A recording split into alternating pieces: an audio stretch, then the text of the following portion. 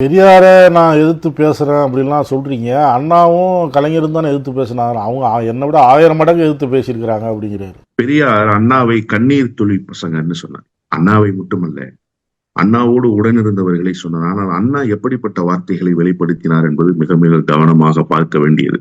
கொட்டுகிற மலைத்துளிகளுக்கு நடுவே ராயபுரம் ராபின்சன் பூங்காவில் திராவிட முன்னேற்ற கழகத்தை தோற்றுவிக்கிற போது இதே விமர்சனம் அன்றைக்கும் நிலை பெற்றிருந்தது.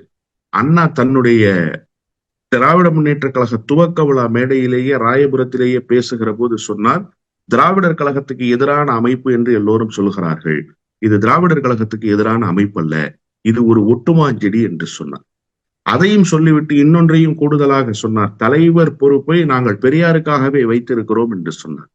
அண்ணா பெரியாரிடமிருந்து முரண்பட்டார் என்பது உண்மைதான். அதில் மாறுபட்ட கருத்துக்கே இடமில்லை. பெரியாரே அந்த விமர்சனத்தை வைத்திருக்கிறார். கலைஞரும் பெரியார் மீது விமர்சனத்தை வைத்திருக்கிறார். ஆனால் எங்காவது ஒரு இடத்தில் பெரியார் நெறியிலிருந்து தவறி இருக்கிறாரா அண்ணா? பெரியாரினுடைய கொள்கையிலிருந்து தவறி இருக்கிறாரா கலைஞர்?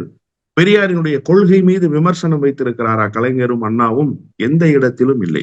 எங்கே எங்கள் விமர்சனத்தை வைக்க வேண்டும் என்று சொன்னால், எப்படி ஒரு தலைவர் இன்னொரு தலைவரிடமிருந்து பிரிந்து வருகிற போது கொள்கை ரீதியான விமர்சனம் வருகிறதோ, இப்ப நீங்க மாறுபட்ட கருத்து சொல்றீங்கல்ல, நான் ஈழத்துக்கு போயிட்டு வந்த பிறகுதான் எனக்கு பெரியார் பற்றிய புரிதல் இருக்குன்னு. 2 ஆண்டுகளுக்கு முன்பு பெரியாரினுடைய நினைவை போற்றுவோம் என்று சொல்லி நீங்கள் அடித்த சுவரொட்டிகள் இப்போதும் காண கிடைக்கிறது. நீங்க ஈழத்துக்கு போயிட்டு வந்தது எப்போ?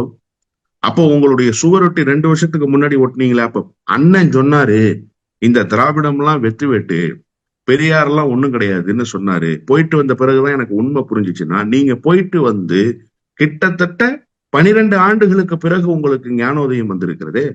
12 ஆண்டுகள் கழித்தும் நீங்கள் அந்த சுவரொட்டியை ஒட்டி இருக்கிறீர்களே, அப்ப என்ன பொருள்? அண்ணன் சொன்னதையும் நீங்கள் கேட்கவில்லை என்று எடுத்துக்கொள்வதா? அண்ணன் சொன்னதாக நீங்கள் சொல்வதே பொய் என்று நீங்கள் எடுத்துக்கொள்வதா?